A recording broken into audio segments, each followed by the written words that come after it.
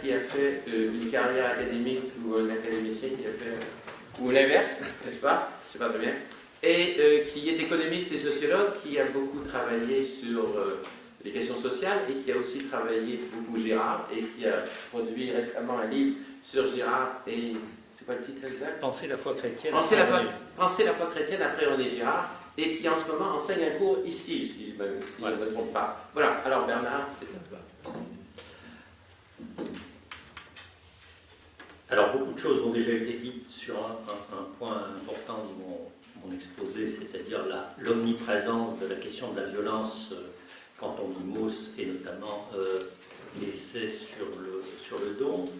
En complément, moi je voudrais insister sur un aspect particulier qui m'a beaucoup frappé, c'est le fait que Mauss et Girard analysent et décrivent pratiquement dans les mêmes termes l'instabilité des rapports sociaux. C'est-à-dire le fait que on est dans des systèmes de rapports sociaux, dans ces sociétés primitives qui peuvent toujours basculer. Mauss dit « Pendant tout un temps considérable et dans un nombre considérable de sociétés, les hommes se sont abordés dans un curieux état d'esprit de crainte et d'hostilité exagérée, de générosité également exagérée. Et donc, il n'y a pas de milieu, se confier ou se défier entièrement. » Et Girard, lui, dans l'Universel et le Sacré, dit « Dans un univers où le moindre faux pas peut entraîner des conséquences formidables, on comprend que les rapports humains soient marqués par une prudence qui nous paraît excessive, qu'ils exigent des précautions qui nous paraissent incompréhensibles. » Il me semble que, de manière évidente, on a cette description de société dans laquelle, effectivement, la violence est toujours possible. Je n'insiste pas, ça a déjà été dit. Alors, ce que je voudrais ajouter, c'est que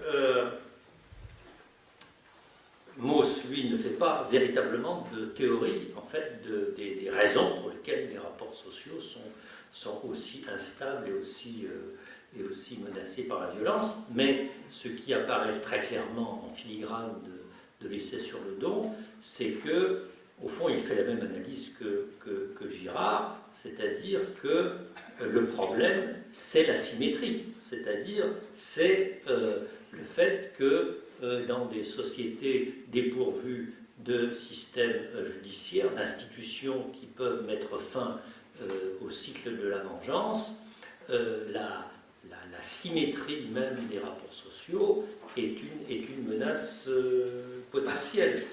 Et évidemment, c'est un point tout à fait central pour Girard, qui dit à maintes reprises, qui souligne à maintes reprises à quel point dans nos sociétés modernes nous avons du mal à comprendre ce point.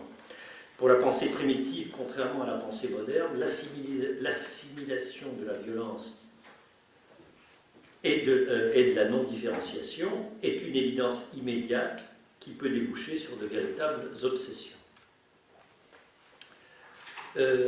Alors, Girard, il me semble que la question de savoir si le don précède le sacrifice ou le sacrifice précède le don est peut-être moins importante que ce constat qui est que l'on parle du don ou que l'on parle du sacrifice, on parle de toute façon de pratiques dont le fondement anthropologique est d'une manière ou d'une autre de créer de la différence, de créer de faire obstacle à cette symétrie totale des rapports sociaux. Girard lui-même dit que aurait pu, et ça Lucien Scuba l'a dit, au fond, intégrer beaucoup plus de choses de l'essai du don dans la violence et le sacré, parce qu'au fond, le don, tel que décrit par Mauss, illustre assez bien ce qu'il dit, c'est-à-dire que dans les sociétés dépourvues de système judiciaire, la question de la prévention de la violence, et Girard dit lui-même que la prédominance du préventif sur le curatif dans les sociétés primitives ne s'accomplit pas uniquement dans la vie religieuse. Il évoque toutes les formes de violence plus ou moins ritualisées, mais aussi évidemment les interdits, les tabous, etc. Et puis des comportements, le refus de s'engager dans des formes de jeu et de compétition qui nous paraissent anodines. Et il semble que le don rituel, au fond, aurait pu sans doute occuper une place beaucoup plus importante dans la violence et le sacré, comme parmi les illustrations assez évidentes de cette nécessité de différenciation.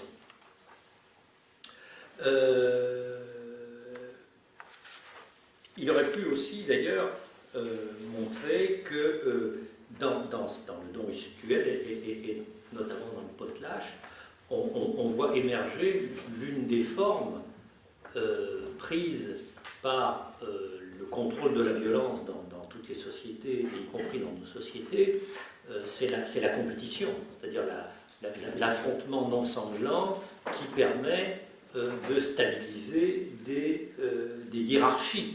Et ça, c'est très frappant quand on lit Mauss, c'est que on voit très clairement que certaines pratiques sont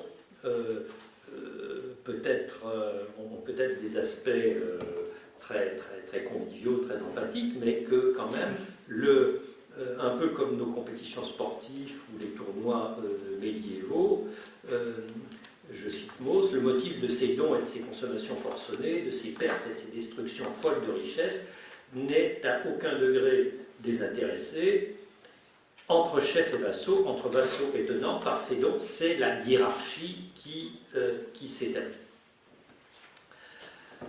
Alors, un autre point qui m'a frappé, un point qui aussi de connivence en quelque sorte entre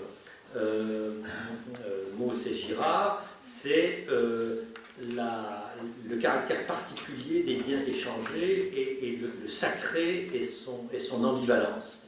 Mauss reconnaît que les biens qui sont voués au don ont un caractère particulier. Il y a, donc à propos des trois Briandais, il note qu'il y a d'une part les objets de consommation et de vulgaire partage, et d'autre part il y a les choses précieuses de la famille, les talismans, les cuivres blasonnés, les couvertures de peau, etc. Et puis toutes ces classes d'objets qui sont voués donc au don. Et par ailleurs, Mauss évoque l'esprit des choses, le Hao, je ne sais pas comment on prononce, de ces choses qui sont mises à part et destinées au don.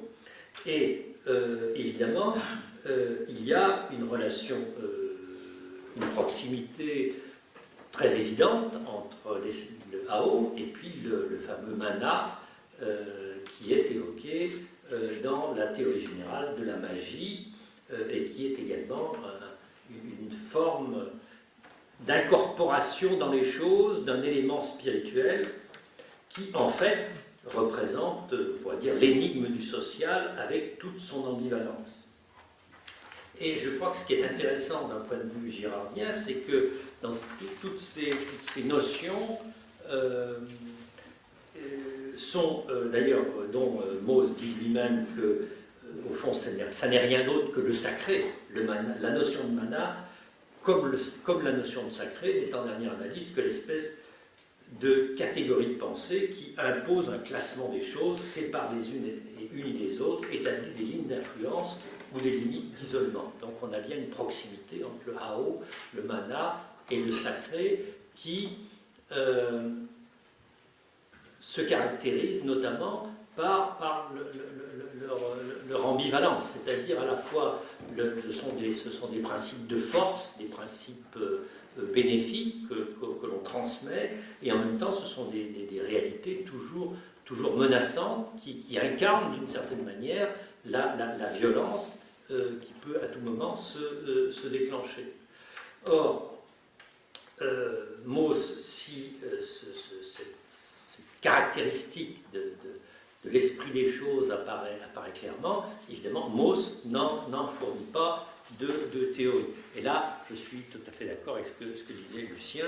C'est ce qui est vrai, c'est que Mauss décrit des choses et élabore des éléments d'analyse, de théorie, mais il n'a pas du tout la même prétention de Girard, au fond, à fournir une grille d'interprétation systémique, globale, de théorie générale, en quelque sorte, de tous ces phénomènes.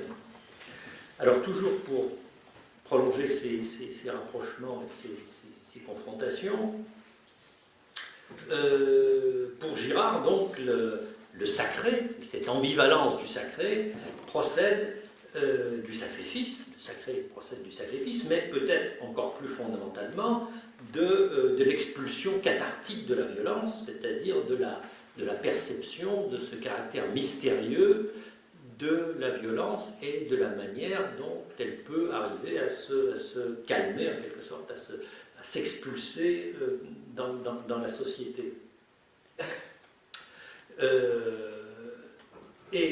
Mauss donc ne donne pas l'explication, mais dans l'essai sur la magie, il va un peu plus loin dans le sens de la thèse girardienne, puisqu'il pose clairement que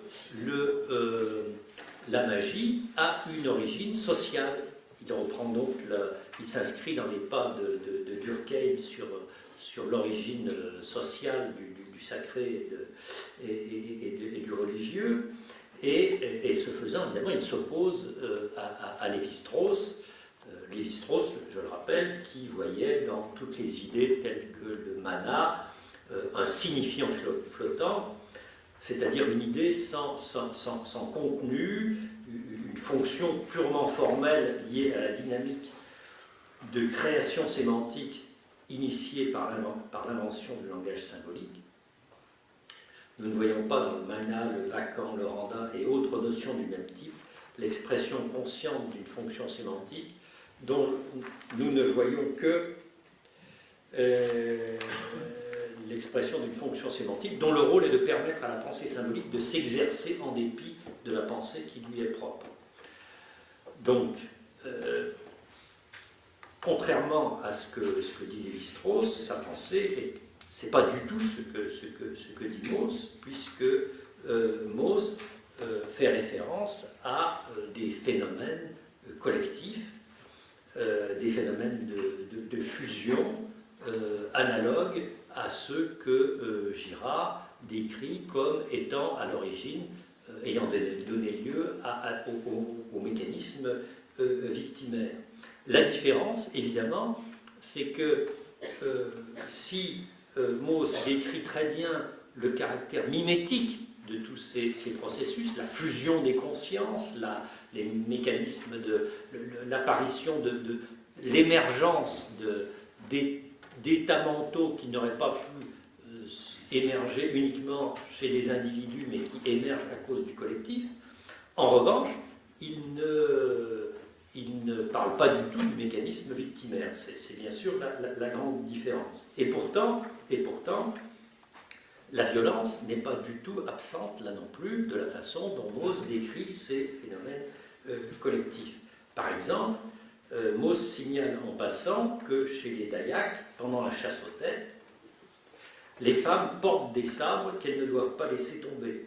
Et c'est vraiment une observation intéressante parce qu'elle montre que, et évidemment, Mauss parle de cette chose-là dans le contexte d'une description de phénomènes collectifs, fusionnels, etc. Bon. Et c'est intéressant parce que la chasse aux têtes a pu constituer pour certains groupes de chasseurs-cueilleurs un équivalent fonctionnel des pratiques victimaires pré-sacrificielles ou quasi-sacrificielles, c'est-à-dire des pratiques ritualisées mais non explicitement religieuses d'expulsion unanime et elles-mêmes violentes de la violence, analogue au pharmakos chez les Grecs. Et ça recoupe donc une observation qui a été faite dans le dialogue entre Girard et un certain nombre d'anthropologues, dont Rosato Ronaldo, dans la violence.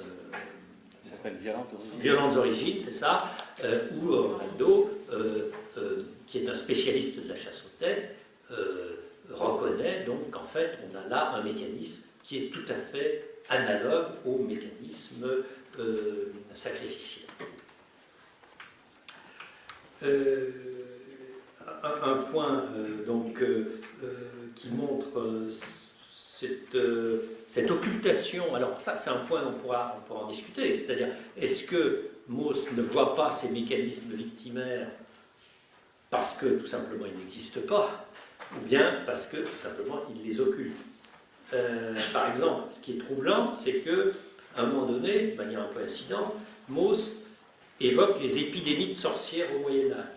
Et il voit plutôt une multiplication réelle des sorcières liées à la fascination créée par la répression elle-même, donc un mécanisme mimétique, mais qui n'est pas, comme le dirait Girard, un mécanisme de victimaire. Et Mauss note, si l'Inquisition brûlait plus de sorcières qu'il n'y en avait réellement, quand même, elle en créait par cela même. Donc, le problème là, dans le débat Mauss-Girard, c'est qu'on voit que Mauss et Girard voient parfois des phénomènes très proches, y compris en termes de violence et d'aspect mimétique. En revanche, Mauss ne pointe pas, en quelque sorte, la question des mécanismes victimaires. J'ai combien de temps? 5. Oh, en fait 6. D'accord. Alors, je voulais juste, sur ces questions d'origine, quelle est la poule et l'œuf sur telle ou telle pratique de sacrifice, faire une petite digression épistémologique en posant une question, à quoi servent les plumes? À quoi servent les plumes des oiseaux? Et la réponse qu'on peut avoir, c'est que les plumes servent à voler. Or, ce qu'ont découvert les paléontologues récemment, c'est que les plumes, en fait, ont servi initialement à la thermorégulation. Alors pourquoi je dis ça? C'est simplement pour illustrer le risque, enfin, les risques d'effet de perspective et l'assez grande probabilité pour que l'aspect que prend une pratique telle que nous pouvons la comprendre, les fonctions qu'elle joue, ne renseigne pas forcément sur quelle en a été l'origine réelle. Et de ce point de vue-là, je pense que la supériorité du point de vue girardien, c'est-à-dire son explication par la question par la nécessité de réguler la violence, c'est qu'il s'ancre en quelque sorte dans un raisonnement qui est quand même extrêmement rationnel, qui est de dire, de toute évidence, la question de la violence dans des groupes humains d'une certaine taille qui ne sont pas protégés par un mécanisme de type judiciaire, eh bien, ça a bien dû constituer une question de vie ou de mort pour les premières sociétés. Donc, on peut penser qu'un certain nombre de dispositifs ont été inventés à cette fin. Alors, pour conclure, je voudrais encore là lancer une petite pique à Mauss, c'est la conclusion sur les chevaliers de la table ronde. Dans le final de l'essai sur le don, qui en dit beaucoup en fait sur les intentions politiques et morales de Mauss, il évoque la fameuse table ronde miraculeuse des chroniques du roi Arthur, autour de laquelle les chevaliers purent enfin se réunir pacifiquement. Et il en fait une figure emblématique d'un projet de sociabilité non violente. Et il cite le charpentier qui s'adresse au roi: « Je te ferai une table très belle, où ils pourront s'asseoir 1600 et plus, et tourner autour, et dont personne ne sera exclu. Aucun chevalier ne pourra livrer combat, car là, le haut placé sera sur le même pied que le bas placé. » Ce qui est remarquable dans cette citation, c'est qu'elle fait de l'égalité absolue, et même de la symétrie absolue, symbolisée par le cercle. Alors, peut-être qu'une question, c'est que le cercle, il a un centre. Et peut-être que la vraie logique de cette table ronde, ça n'est pas l'équivalence de ceux qui sont autour du cercle, mais c'est le fait que le cercle a un centre symbolique et que c'est peut-être ça l'agenda caché, si on peut dire, de la table ronde. Mais en tout cas, ce qui est sûr, c'est que si on veut comprendre comment, dans la vraie vie, les chevaliers ont cessé de se faire la guerre, il vaut mieux se tourner vers les analyses de Norbert Elias, par exemple, qui décrit précisément les mécanismes par lesquels s'est constitué le monde social relativement pacifié dans lequel nous vivons, et dans lequel, je cite Norbert Elias, l'homme incapable de réprimer ses impulsions et passions spontanées compromet son existence sociale. Et par contre, l'homme qui sait dominer ses émotions bénéficie au contraire d'avantages sociaux évidents. Les mécanismes qui ont permis d'en arriver là, nous le savons, procèdent davantage d'un ensemble de métamorphoses de la violence que de sa soumission à un idéal moral ou à une pulsion désintéressée vers les autres, même si, bien sûr, tout ça a joué aussi un rôle. En tout cas, l'une des premières étapes bien documentées par Elias fut l'enrôlement des chevaliers dans cette drôle de guerre qu'était la vie de cour, la vie à la cour du roi, puis vint le développement de la compétition marchande, le tout sous la protection d'un monopole judiciaire et policier de l'État. Et s'il est vrai que dans un monde civilisé, on doit pouvoir s'opposer sans se massacrer et se donner sans se sacrifier les uns aux autres, il faut bien admettre que jusqu'ici, ça n'a pas été le fait ça n'a pas été un long fleuve tranquille, un conte de fées. Et Mauss dit que pour commercer, il a fallu d'abord savoir poser les lances, mais dans la réalité, c'est parce qu'on a eu envie de commercer qu'on a posé les lances. Merci.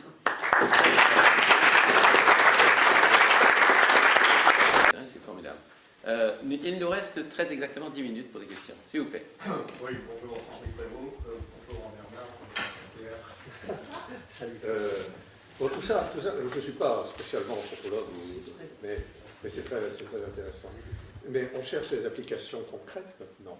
Je ne veux pas parler trop des gilets jaunes, mais on voit en Chine le centre du cercle dont parlait Bernard à l'époque, c'est toutes les caméras qu'il y a sur les carrefours. Ce n'est pas les gilets jaunes, là c'est des caméras qui regardent si vous traversez quand vous avez le droit. Hein. Et tout ça est mis dans d'énormes bases de données. Les gens ont une note de conformité sociale qui leur donnera le droit d'avoir pour leur gosse la bonne école ou bien progresser dans leur carrière. Voilà, et c'est en cours. Hein. Et c'est une façon, et ils le font pour prévenir la violence, hein, qui est évidemment le but d'une organisation politique, c'est de prévenir la violence. Elle est faite pour ça.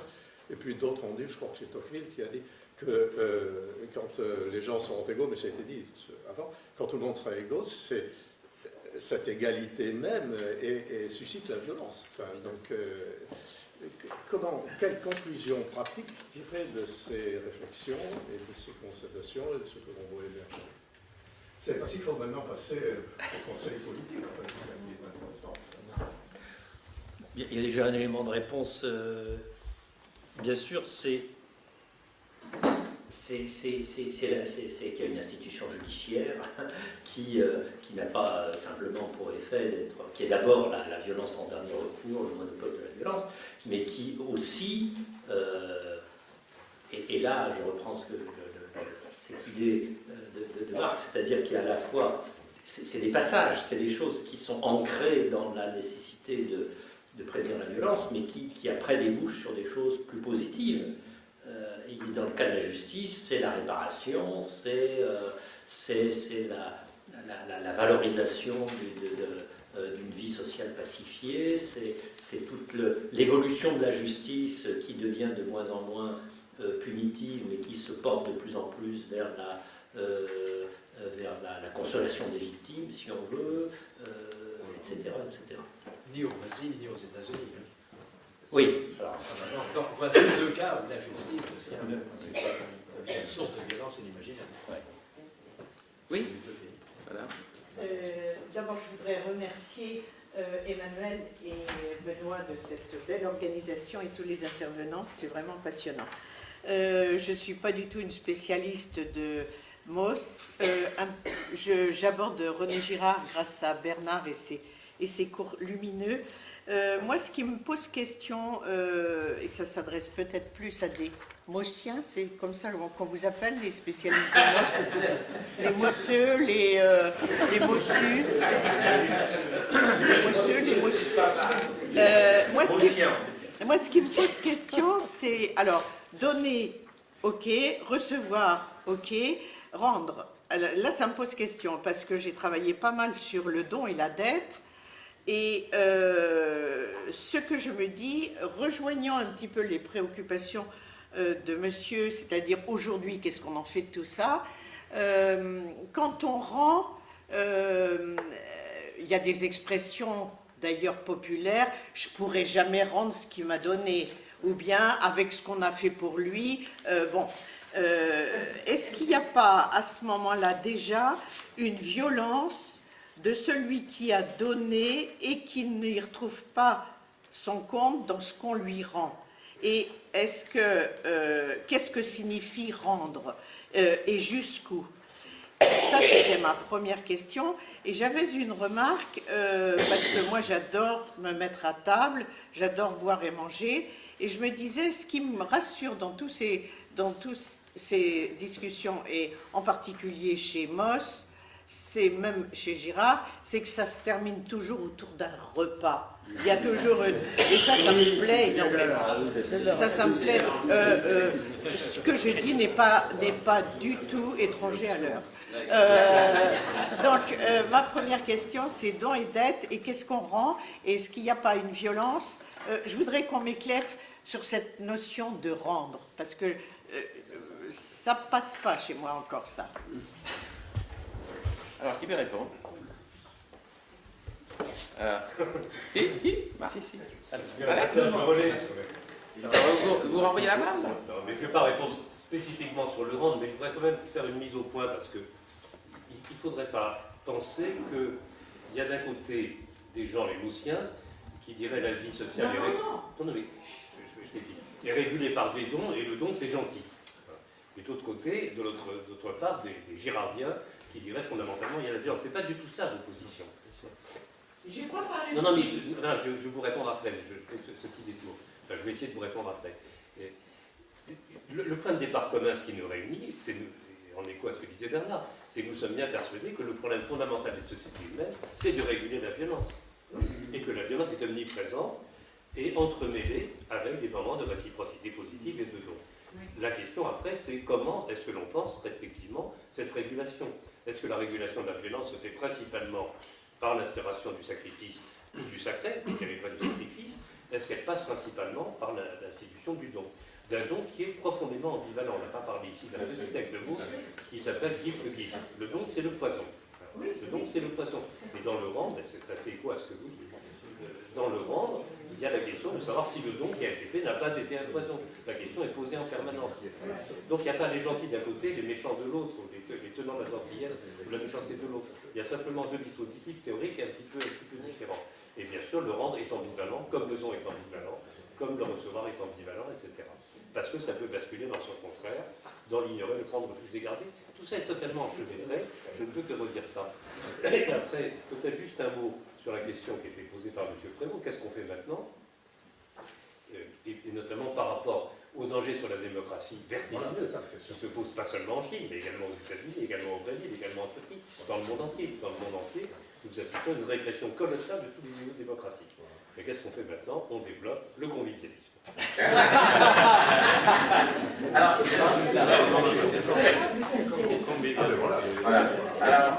j'aimerais profiter de ma position avantageuse pour faire un commentaire.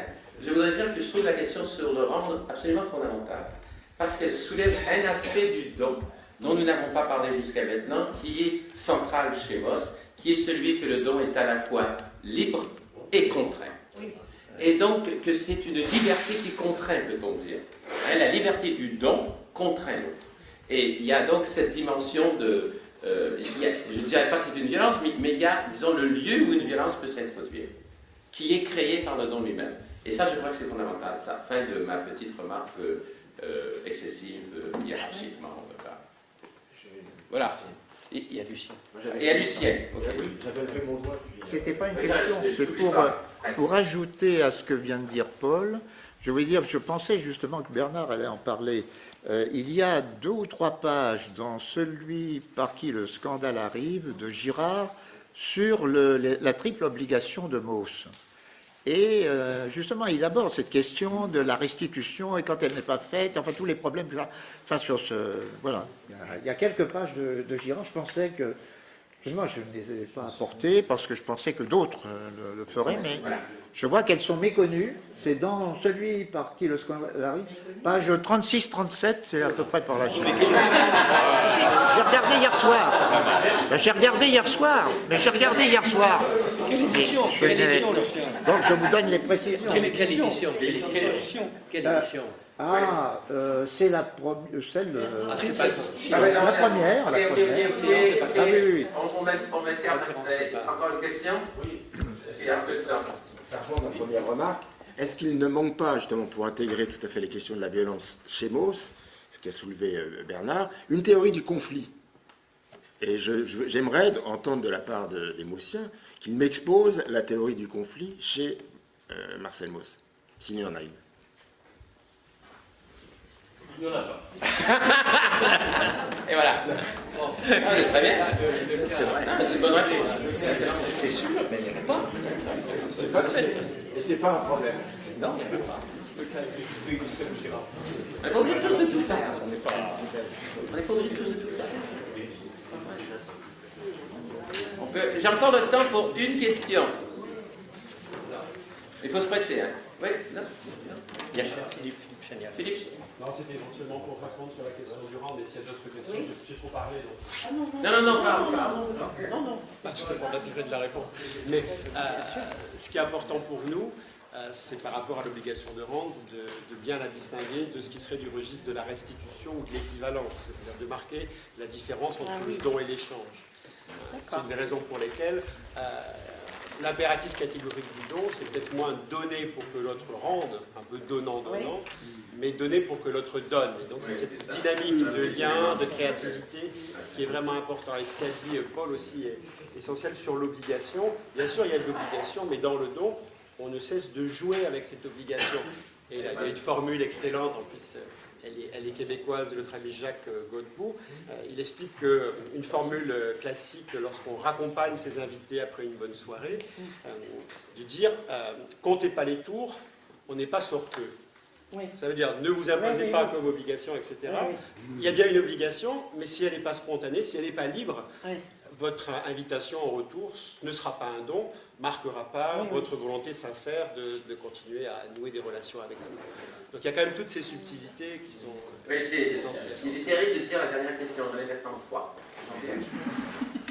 Oui, sur cette question du rang, on peut faire que citer le titre d'un des livres de Marc, À charge de revanche. À charge de revanche. À charge de revanche. Hein, c'est-à-dire le devoir de la vengeance est de mon côté. Maintenant, vous avez payé, ok, je suis en dette, mais je rendrai, mais se rendre sera une vengeance. Bon, mais c'est pas ça que je voulais dire. J'ai peur que... Non, mais ça, je réagis, c'est ça. Bon, très rapidement, j'ai peur qu'on ne revienne pas cet après-midi, je peux me tromper sur l'anthropologie des faits, enfin les faits anthropologiques. Hein. Et j'attache enfin peut-être que je me trompe, peut-être que quelqu'un va en parler aujourd'hui. Alors je veux revenir sur le point qui nous a opposé Alain et moi sur y avait-il du sacrifice chez les chasseurs-cueilleurs. Bon, ok. Alors j'ai pris l'exemple de Çatalhöyük, c'est de Levant. J'ai pris l'exemple du Levant en général. Bon. Alors, Lucien a dit, mais il y a d'autres formes d'autres formes moins évidentes de sacrifice que le sacrifice, par exemple la circoncision. Mais moi, je veux citer un autre fait.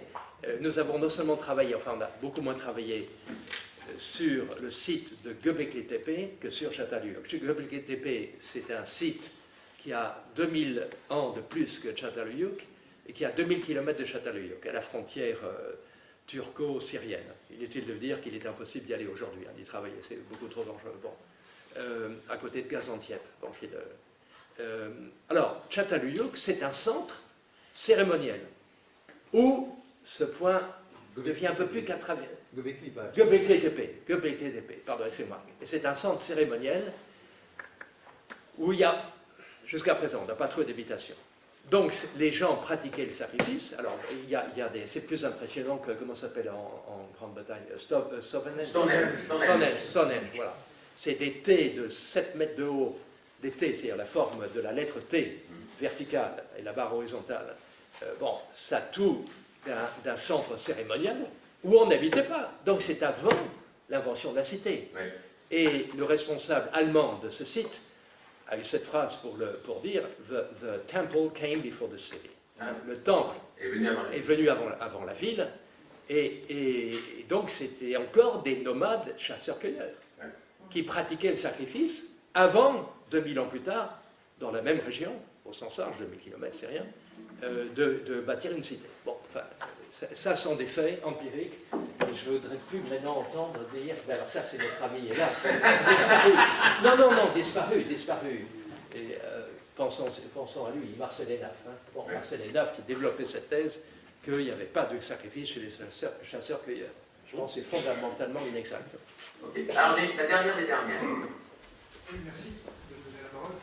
Très rapidement, pour revenir sur le côté pratique des choses que j'ai évoqué tout à l'heure, et sur la crise des Gilets jaunes, donc on voit bien en quoi la violence manifestée par les Gilets jaunes peut s'expliquer par le désir mimétique. Le désir mimétique, ça implique le bouc émissaire. Okay. Donc là, pour l'instant, on se sent un peu sec. Le gouvernement a proposé un package qui coûte 10 à 11 milliards, qui était une réponse qui peut servir de bouc émissaire. Okay. Manifestement, ça n'a pas marché, puisque la violence continue, la crise des Gilets jaunes continue. Donc ma question serait, dans le cadre notamment de la crise des Gilets jaunes, de façon plus large, quelles caractéristiques doit présenter un bouc émissaire pour être reconnu comme tel par les gens qui manifestent de la violence, en l'occurrence les Gilets jaunes. C'est quoi un bon bouc émissaire? Ouais, c'est une bonne question, mais j'aimerais que c'est une bonne question, mais on y répondra après le déjeuner. Merci beaucoup.